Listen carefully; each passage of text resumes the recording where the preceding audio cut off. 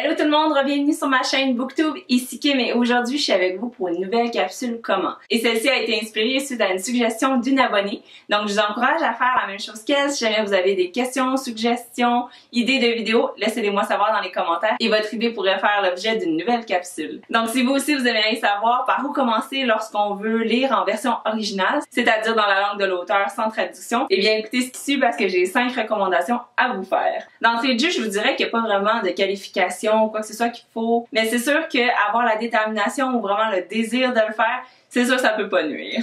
Donc mon premier truc, c'est de vous entourer des bons outils. Donc ayez un dictionnaire, ayez Audible, ayez un traducteur à portée de main. Donc tout ça, ce sont des outils que vous pouvez maintenant trouver facilement sur Internet. Fait que si exemple vous commencez à vouloir apprendre, donc la première page qui est ouverte, ça peut être YouTube ou le livre audio ou le fichier importé de votre bibliothèque ou la page de Audible, peu importe c'est quoi. Le numéro 2, ça peut être un dictionnaire. Le numéro 3, ça peut être un site web de traduction. Et le numéro 4 pour Google en général.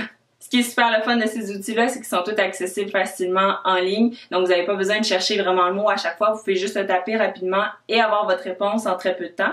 Ça rend le travail un peu moins fastidieux et beaucoup plus rapide. Puis, je vous encouragerais, avant de commencer également, de vous poser cette question-ci. Est-ce que vous visez à court terme ou à long terme? C'est-à-dire, est-ce que vous voulez apprendre à lire ce livre-là en particulier ou vous aimeriez lire d'autres livres en langue originale? Ça va quand même orienter un peu votre degré d'implication dans cet apprentissage. Là. Vous allez comprendre plus tard. Le conseil numéro 2 que j'aurais à vous offrir, qui est bon quand on essaie d'apprendre n'importe quelle nouvelle langue, et c'est d'avoir un cahier de notes à portée de main, dédié à l'apprentissage d'une nouvelle langue.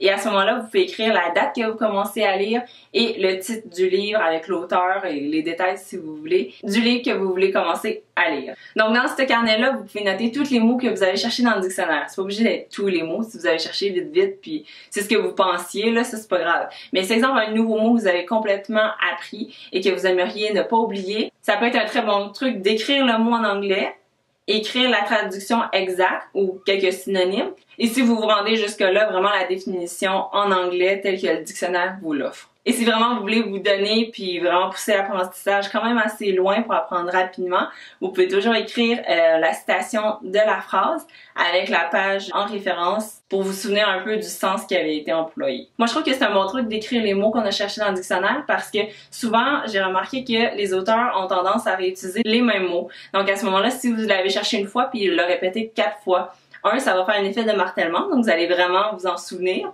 Et 2, vous ne serez pas obligé de chercher à chaque fois, il va être dans votre cahier de notes.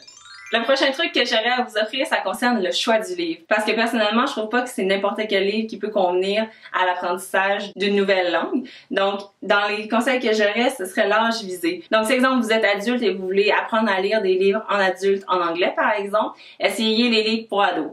Si vous êtes un ado et vous aimez lire les livres d'ados, puis vous voulez commencer à lire les livres en anglais, essayez middle grade, donc 9 à 12 ans, etc. Toujours de plus en plus bas pour que ça vous aide à avoir un langage un petit peu moins compliqué et vraiment plus accessible. Le conseil suivant, c'est un livre qui vous intéresse, donc vraiment quelque chose qui va vous donner la motivation de vouloir le continuer parce que tout le monde l'a aimé, parce que vous avez vraiment envie de le lire, parce qu'il représente un défi pour vous. Ou encore mieux, si vous l'avez déjà lu en français puis que vous aimeriez le relire en anglais, c'est un très bon conseil parce que, surtout si vous le possédez en français, vous pouvez lire les deux versions une à côté de l'autre parce qu'à ce moment-là, vous avez vraiment la traduction exacte avec votre livre. Ensuite, dans le choix du livre, ce serait le titre de livre. Donc moi, personnellement, je recommande pas le fantastique parce que il y a beaucoup de descriptions. Souvent, c'est long et souvent, il y a des mots inventés spécifiques à l'histoire. Donc moi, je recommande pas nécessairement le fantastique, surtout que c'est souvent des briques.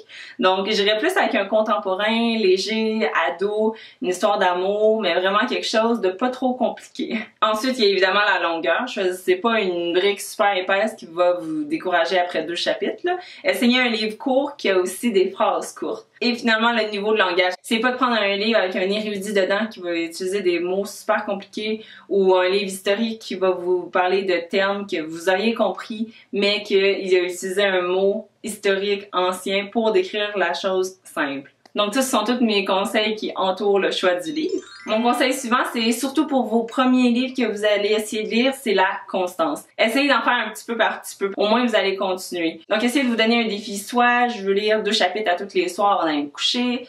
soit je vais en avoir lu 5 au total dans la semaine, peu importe c'est quoi, peu importe c'est quand, essayez de vous donner un défi pour que ce soit régulier et qu'à chaque semaine, vous avez un petit peu avancé votre lecture, ce qui va vous motiver vraiment beaucoup. Donc un des secrets fondamentaux, c'est vraiment la constance parce que ça vous permet de continuer d'avancer et de progresser dans votre apprentissage.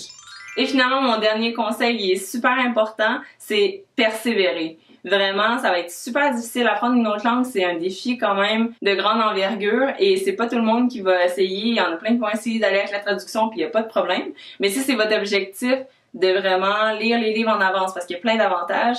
Par exemple, vous pouvez les avoir avant qu'ils soient traduits. Vous pouvez lire des livres qui seront jamais traduits, etc.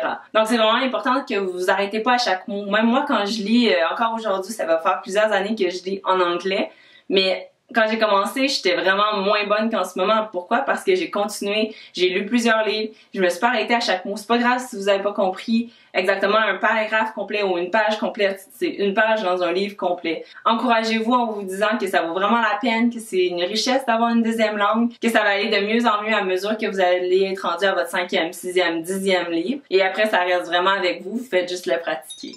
Donc sur ça, c'était mes 5 conseils pour commencer à apprendre à lire en version originale. J'espère qu'ils vous ont été utiles. Donc parmi tous les trucs que j'ai mentionnés, laissez-moi savoir dans les commentaires lesquels ont fonctionné pour vous ou si vous en avez d'autres à suggérer, laissez-les savoir pour aider tout le monde. J'espère que vous avez aimé cette nouvelle capsule comment. Puisse le sort vous soit favorable et bonne chance dans vos apprentissages.